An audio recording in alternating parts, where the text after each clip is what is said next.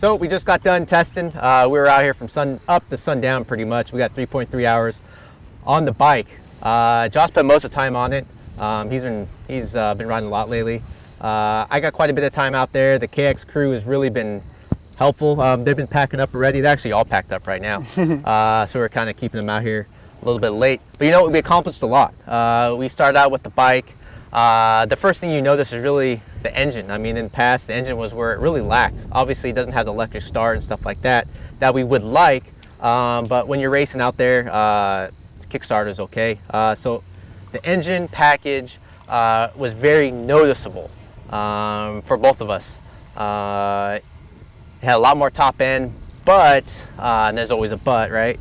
There's a hold up period from bottom to mid in second gear. Yeah. And I think that's where I felt it, and I asked Josh the same thing. I think you kind of felt the same issue, yeah? Yeah. So the track here at Castillo Ranch, it's more of a tighter track, and there's a few hills where you can really open it up, but it's not maybe like our normal Glen Helen or Milestone or even Paula, where you're really going wide open down long straightaways. This track's more of a tighter track, so definitely. For us, you know, on this track, I would expect to ride second gear more coming out of the corners, but with the new setup on the 2020 KX250, it was harder to ride second out of the corners. Second would actually rev out too quickly, and then we'd have to hit third, but the bike almost wasn't powerful enough down low to ride third gear right away. So for us, with that, we wanted to make some changes. We tried the stock mapping, we tried the aggressive mapping and the mellow mapping, and with all the different maps, we were still having the same issue. Yeah, we couldn't find a happy medium, and that's when we're kind of like, well, what do we do now? And gearing, our famous go one up on the rear sprocket, really didn't come into account today. We actually talked to some of the testers for Cowie, and they said they went from a 50 to 52. And unfortunately, they didn't have a 52 out there. They had a 51, and that we knew, and I knew, that wouldn't be enough to ride third everywhere because of the really tight corners, especially for my weight. So they had a 49, and I said, you know what, let's try a 49. That would lengthen out second gear, hopefully enough to be able to transition good to third gear. And we tried it, and it really made a big difference especially for me. And these hills and tighter corners, it really lengthened out second gear enough, about 15 to 20 feet, where I can shift to third, and it was an easier shift point. I was actually having trouble with the aggressive map, shifting from second to third. It was really rough and almost where I couldn't shift, and then the mapping kind of got really rough, and it would put a lot of weight on the front end. So when we changed the gearing, I feel like that was like a good starting point to move forward. Yeah, it definitely was. For this bike, we wanted more bottom end. We liked the top end that they gave us, but we wanted more bottom end, and it seemed really weird to go down to a 49 tooth sprocket. Yeah. Going from a 50 to a 49, it seemed weird, but once we got on the track, I was surprised with how well it worked. And even third gear still pulled really well once we were able to get into third gear. It did, and it just made it easier to ride. I feel like that was kind of the ultimate goal. But it wasn't enough. We still wanted more. We came back and we said, well, I asked Josh, is that good for you? He's like, well, I still want second gear to be lengthened out. So that's when we started messing with the mapping. We got some custom maps. We have the aggressive map, which is the white map. We have the stock map, which is the green map, and we have the mellow map, which is the black map. Josh went out and tried all three of them. Yep. And he knows the difference between all of them, but what were your kind of overall thoughts on each map? Yeah, so Kawasaki, what are they called? Couplers? Couplers, yeah. Yeah, the couplers are super easy to change on the Kawasaki's, and that was really nice. It was easy for me to go out and do 2 laps and then come back in, quick, bada bing, bada boom, plug it in, and we're good to go. So that was really nice that the couplers are easy to change, and if you're a Kawasaki guy, you would know that. But yeah, for me, I tried a wide range of couplers. I went from the stock coupler to the mellow coupler to the aggressive, and even to our custom coupler that we ended up on at the end of the day, the custom mapping that Kawasaki gave us. For me, I honestly didn't notice as big of a difference as Daryl did. I came from racing professionally, and so for me, I like the more aggressive couplers, the more aggressive mapping. So that was better for me. But Daryl actually noticed Yeah, I had trouble with the wide aggressive map. It was almost too aggressive and too notchy. So like through the tight ruts, I had to really have a smooth, steady throttle, or I'll like miss my mark, miss my line, or I'll come out of the rut. And that's where Josh, he's been racing pro for a long time, so he has that really steady throttle control. So that's where I go to the KTM, or the Cowie guys, and like, what can we do? So Mike Chavez and the Testers guy, they came out with they started with a stock coupler, and they actually went advanced the mapping, or the ignition mapping, and that kind of gave me, it's had to smooth out that roughness. It lengthened the from second to third for me a little bit, and also actually gave a little more bottom to mid and had a better transition from bottom to mid to top. Josh, he still, I think, liked the white coupler overall, I still right? like the more aggressive coupler and the more aggressive mapping.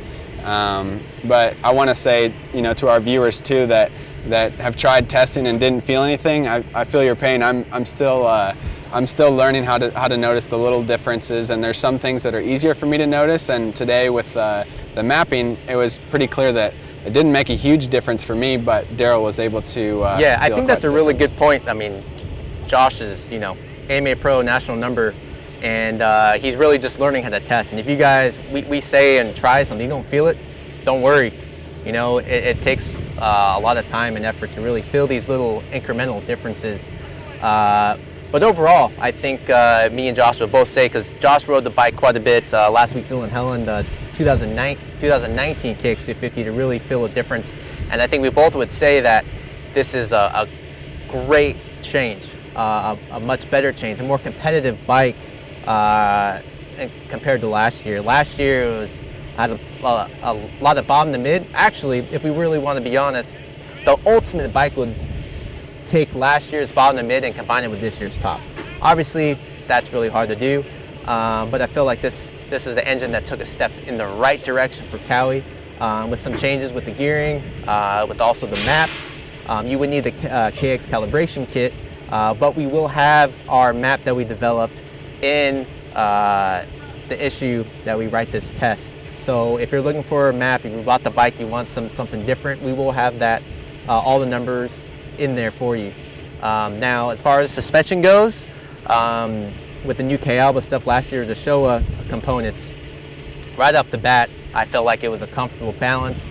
Even for my weight, it was really good. You can put enough, you can get the sag up to 105 for myself.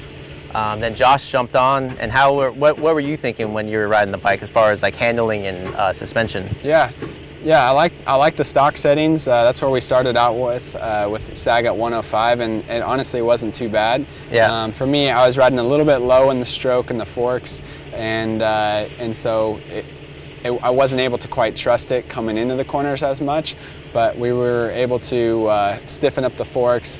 And you want to talk about the other changes that we made to the suspension? Yeah, the shock was incredibly good. Like, me and Josh, we had no issues with the shock. The only problem we both had, even with our weight differences, was with the forks diving in the corners.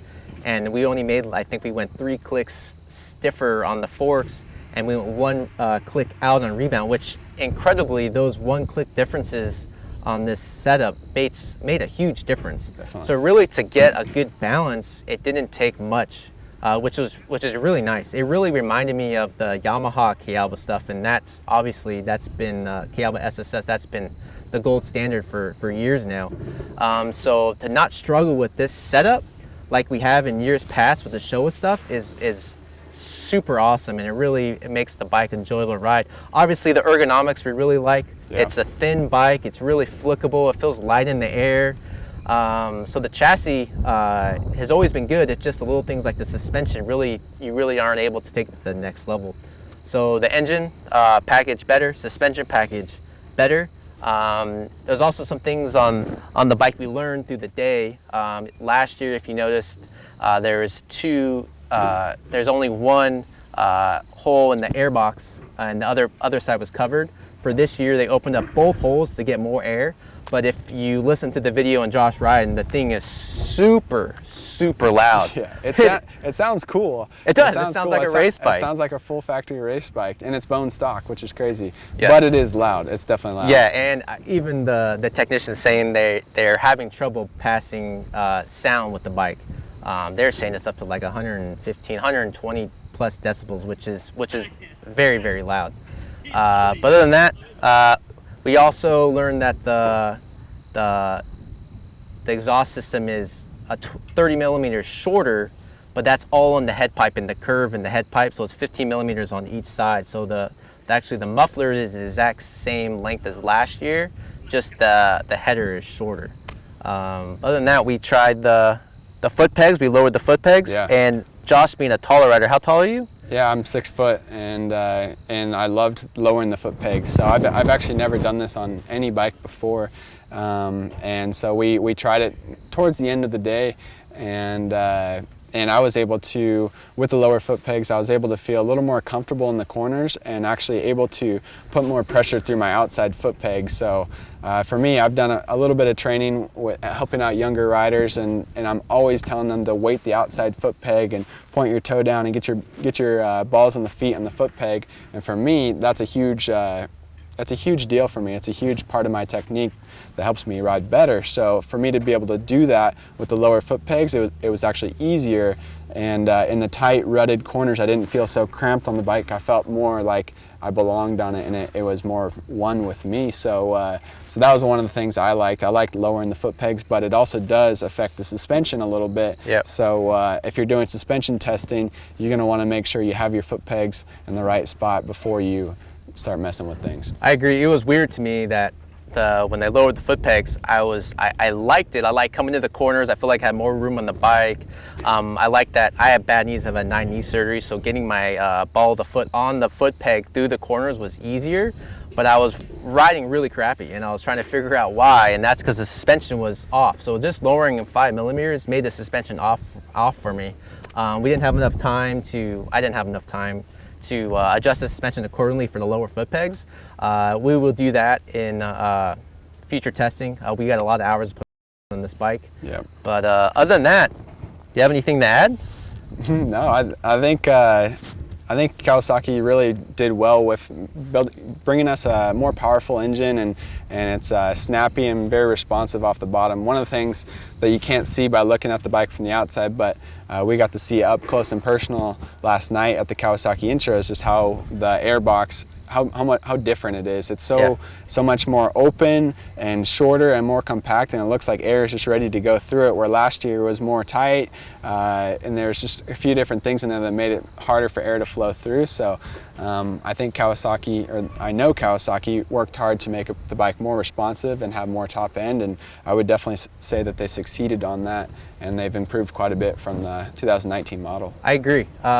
This bike ranked 5th in last year's MXA shootout, mostly due. I mean, everyone liked the bike. It's a good turning bike. It's a good chassis, but it's not really up to date. It doesn't have the electric start. Only the Kawi and the Suzuki don't have an electric start.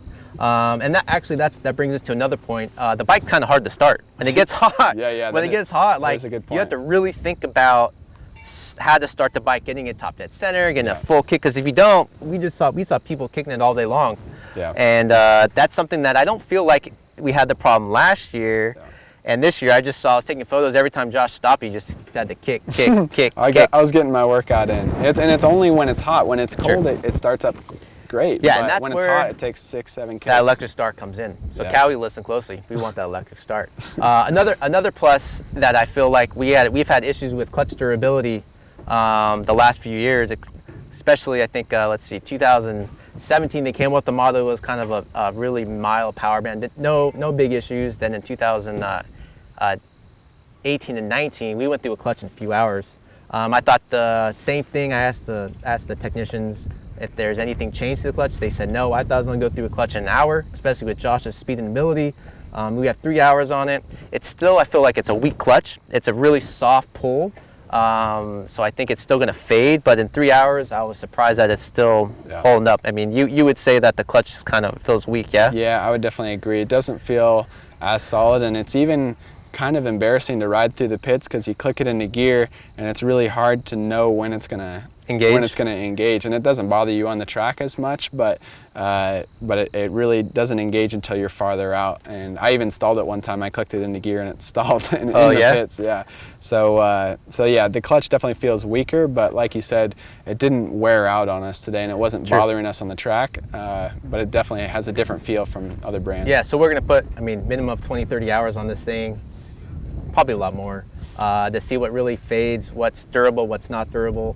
Another problem that Josh had, and I kind of felt with the bar mounts, the rubber bar mounts actually bent without crashing. Yeah, and I'm super sensitive to that. I'm very sensitive to the bars, and if they're off or if they're turned just a little bit to the side. And we were just breaking in the bike, and quite a few of these jumps I was sending pretty hard and landing pretty hard, and I started noticing that my bars felt a little bit off, and the bars were actually bending in the bar mounts. The bars were straight, but the bar mounts were starting to turn, and I hadn't crashed one time, and so that was interesting.